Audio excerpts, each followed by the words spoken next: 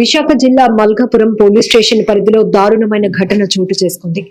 కన్న తల్లి అని కూడా చూడకుండా కత్తితో విచక్షణ రహితంగా దాడి చేసి కడతీర్చాడు ఆ కసాయి కొడుకు. అసలు ఏం జరిగింది? మొదట అందరూ కూడా తీవ్ర రక్తపు మడుగులో పడి ఉన్న ఆ మహిళను చూసి అనుమానాస్పద మృతిగా అనుకున్నప్పటికీ కూడా ఇమీడియట్ గా సమాచారం అందుకున్న పోలీసులు సీన్ లోనికి దిగి చూసేటప్పటికీ అక్కడ ఉన్నటువంటి పరిస్థితిని అంచనా వేసిన తర్వాత కొడుకే కన్న తల్లిని కడతీర్చాడు అని తెలిసిన తర్వాత అసలు ఈ ఘటన ప్రతి ఒక్కరిని కూడా ఒళ్ళు గగురుపాటుకు గురి చేసింది. ఈ రోజుల్లో కన్న తల్లి అని లేదు, తండ్రి అని లేడు. చాలా చోట్ల క్రైమ్ లో కూడా పిల్లల చేతిలో తల్లిదండ్రులు చనిపోతున్న పరిస్థితులు. ఇందులో ఈ మల్కాపురం పోలీస్ స్టేషన్ పరిధిలో చోటు చేసుకున్నటువంటి ఈ ఘటన కూడా అలాంటిది అని చెప్పుకోవచ్చు. పూర్తి డీటెయిల్స్ అడిగి తెలుసుకుందాం. మనతో పాటు మల్కాపురం సిఐ విద్యాసాగర్ గారు ఉన్నారు. సార్, మొదట అసలు ఫస్ట్ సస్పీషియస్ డెత్ అనుకున్నారా సార్? లేదండి, సస్పిషియస్ డెత్ అనుకోలేదు. ఇది మర్డర్నే ఉంది అనుకున్నాం. ఎందుకంటే రక్తపు మడుగులో గాయాలతో ఉన్నారు కాబట్టి, అంటే విత్ స్టాబ్ ఇంజురీస్ ఫేస్ మీద బాడీ మీద ఉన్నాయి కాబట్టి డెఫినెట్లీ ఇది మర్డరే. ఎవరు చేశారు అనేది మనకి మొదట్లో తెలీదు. ఇన్వెస్టిగేషన్ లో ఇది కొడుకే చేశాడని తెలిసిందండి. ఫ్యామిలీ హిస్టరీ ఏంటి? వీళ్ళు అల్కా సింగ్ అనే ఆమె 47 సంవత్సరాలండి. ఆవిడ భర్త బల్బీర్ సింగ్ అని, ఇతను కోస్ట్ గార్డ్ లో కమాండెంట్ అండి. కమాండెంట్ ఇతను ఏంటంటే లాస్ట్ ఇయర్ 24 అక్టోబర్ లోనే వైజాగ్ ట్రాన్స్ఫర్ అయ్యి వచ్చారు. జస్ట్ వాళ్ళు వచ్చి 5 months అవుతుంది వైజాగ్ వచ్చి. ఇక్కడ వాళ్ళ క్వార్టర్స్ లోనే ఉంటున్నారు, కోస్ట్ గార్డ్ క్వార్టర్ లోనే.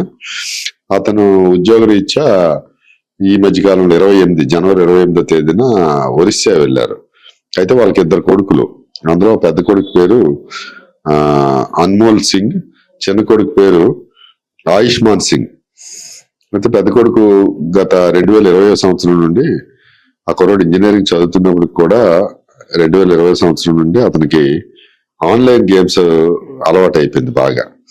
ఆన్లైన్ లో ఆ గేమ్స్ పేర్లు చెప్తున్నాడు అతను. ఆ గేమ్స్ ఆడడం 24 hours అదే పని, లేకపోతే పడుకోవడం. ఈ రెండే అతను.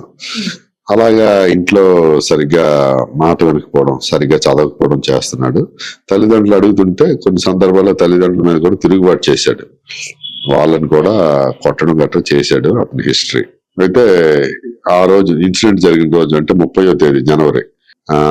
ఇన్సిడెంట్ సాయంత్రం 4 గంటల నుంచి 6 గంటల మధ్యలో జరిగింది. ఆ సమయంలో ఇంట్లో అప్పుడే పని మనిషి పని చేసుకొని వెళ్ళిపోయింది. పని మనిషి వెళ్ళిపోతున్నప్పటికే ఇంట్లో గొడవ అవుతుంది తల్లికి కొడుక్కి. చిన్న కొడుకు లేడు, చిన్న కొడుకు కాలేజీకి వెళ్ళిపోయాడు, విజ్ఞాన్ కాలేజ్. పని మనిషి వెళ్ళిపోయిన తర్వాత ఇతను తలుపు గడపెట్టేసి ఇంట్లో ఉన్నాడు. అమ్మతో గొడవ అవుతుంది, ల్యాప్టాప్ ఇమ్మని. అంతకు 2 రోజుల ముందే ట్యాబ్ సెల్ ఫోన్ తీసుకున్నారు తల్లిదండ్రులు. అయితే ఇప్పుడు మళ్ళీ నాకు ఇవ్వండి, నేను గేమ్స్ ఆడుకోవాలని డిమాండ్ చేస్తున్నాడు.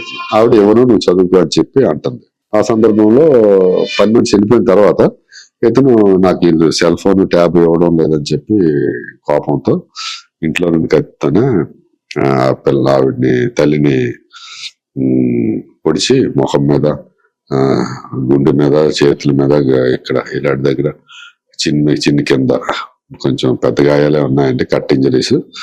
చంపాడు. తర్వాత ఏమి తెలియనట్టు ఆ రూమ్ కి తాళం వేసాడు. ఈలోగా 6 o'clock చిన్న కొడుకు వచ్చాడు. వచ్చి ఆ అమ్మ ఏదని అడిగాడు. అయితే అమ్మ కనబడడం లేదు, నువ్వు కింద వెతుకు, నేను పైన వెతుకుతానని చెప్పి చిన్న డ్రామా ఆడాడు. మళ్ళీ చిన్న కొడుకు కిందకి వెళ్ళిపోయాడు.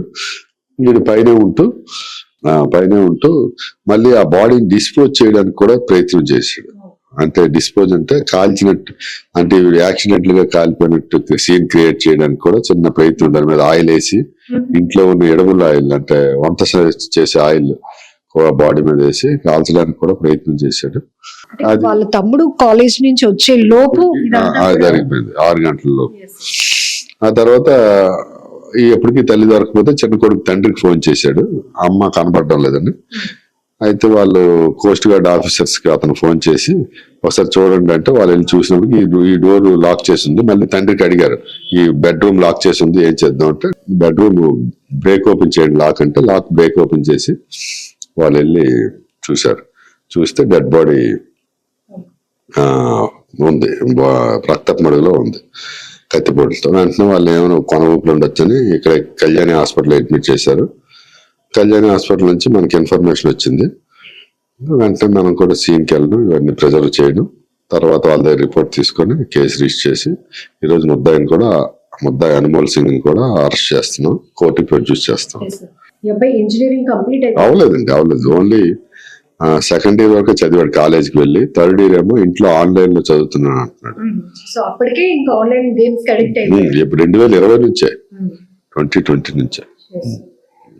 అంటే అబ్బాయి మెంటల్ కండిషన్ ఏమైనా, అంటే ఒక కన్న తల్లి తనని ఇన్నాళ్ళు పెంచింది, కనింది, ఇవన్నీ కూడా మర్చిపోయి అంత విచక్షణగా చేశాడు అంటే ఏం చెప్తాడు? ఇదండి ఆన్లైన్ గేమ్స్ ఒక దీనికి అలవాటు అయిపోయాడు, ఒక వ్యసనానికి. ఆ వ్యసనానికి బానిస అయినాడు, ఏ పని చేస్తాడు. అలాగే ఈ కుర్రాడు ఈ వ్యసనానికి బానిసే ఈ పని చేశాడు. ఇంతకు ముందు కూడా ఫ్యామిలీలో ఏమైనా డిస్కషన్స్ నడిచాయి. అందరికీ తెలిసి ఇతను యాంగర్ ఎక్కువ, కోపం ఎక్కువ, ప్రతిదానికి తల్లిదండ్రుల మీద, చుట్టుపక్కల ఎవరి ఫ్రెండ్స్ మీద, అందరితో ఇతను గొడవలే. నేచరే కొంచెం గొడవల మనిషి. ఇప్పుడు మీ ఇన్వెస్టిగేషన్ లో భాగంగా తను రియలైజ్ అయ్యాడా నేను ఇంత తప్పు చేశాను అని? ప్రతి ఒక్కరికి తప్పు వెనక ఒక అంటే నేను రియలైజ్ అయ్యాడో లేదో నేను చెప్పలేనండి. ఎందుకంటే నేను ఆ మెడికల్ ఇది కాదు, ఆ మైండ్ సెట్ నేను అబ్జర్వ్ చేయలేను. అతను వల్ల ఏమన్నా పశ్చాత్తాపం అయితే నాకు కనబడలేదు. అంటే ఎంత దారుణమైన ఘటన! సిఐ విద్యాసాగర్ గారు చెప్తుంది వింటేనే చాలా భయం వేస్తోంది. నిజానికి ఏ కన్న తల్లిదండ్రులు కూడా కలలో కూడా ఊహించరు తమ కన్న బిడ్డల చేతిలోనే తమ చనిపోతాము, ప్రాణాలు విడుస్తామని.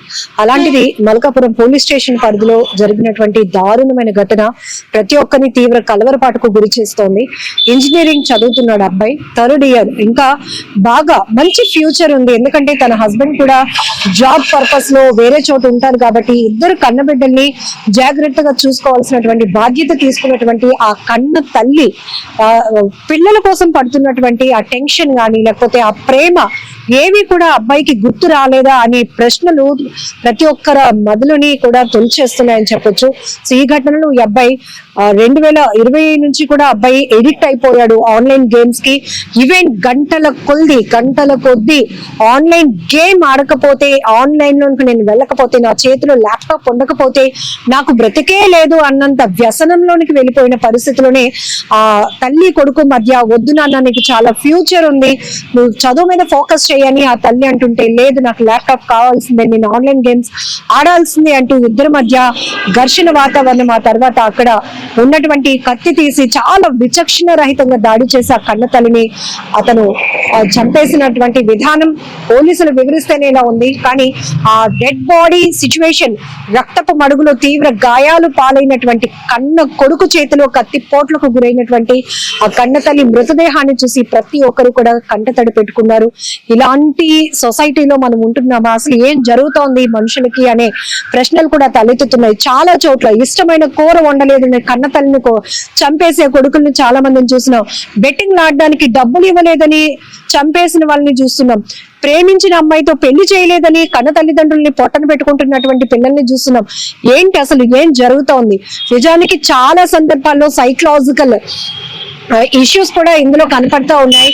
అవుట్ ఆఫ్ కంట్రోల్ అయిపోతున్నారు, అగ్రెసివ్ అయిపోతున్నారు, కోపంలో ఏం చేస్తున్నారో, వాళ్ళు ఎలాంటి సిచ్యువేషన్ నుంచి వెళ్ళిపోతున్నారో తెలియలేని పరిస్థితులు నెలకొన్న నేపథ్యంలో ఎప్పటికప్పుడు మానసిక నిపుణులు కూడా హెచ్చరిస్తూనే ఉన్నారు.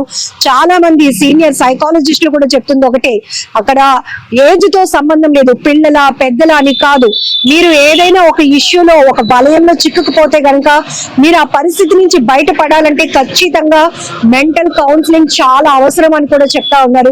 సో ఇలా ఆన్లైన్ గేమ్స్ కి కానీ వ్యసనాలకి ఎడిక్ట్ అయిపోతున్నప్పుడు ఇమీడియట్ గా పేరెంట్స్ అయినా అలర్ట్ అవ్వాల్సిన అవసరం ఉంది. కొంతమందికి స్వతహాగా తెలుసు, మేము ఏదో జానర్ లో చిక్కుకుపోయాం, మాకు ఒక కౌన్సిలింగ్ కావాలి, మేము దీని నుంచి బయటపడాలి అనుకుంటున్నాం అనే ఆలోచనతో ఉన్న వాళ్ళు కూడా ఉన్నారు. ఇమీడియట్ గా అలాంటి వాళ్ళు ఎవరైనా ఉంటే కనుక ఆ పరిస్థితిని ముందు మీరు డాక్టర్స్ ముందు పెడితే కనుక ఒక రిలీఫ్ రావడానికి అవకాశం ఉంటుంది. ఇలాంటి క్రైమ్లు జరగకుండా ఉండటానికి కూడా అవకాశం ఉంటుందని చెప్పుకోవచ్చు.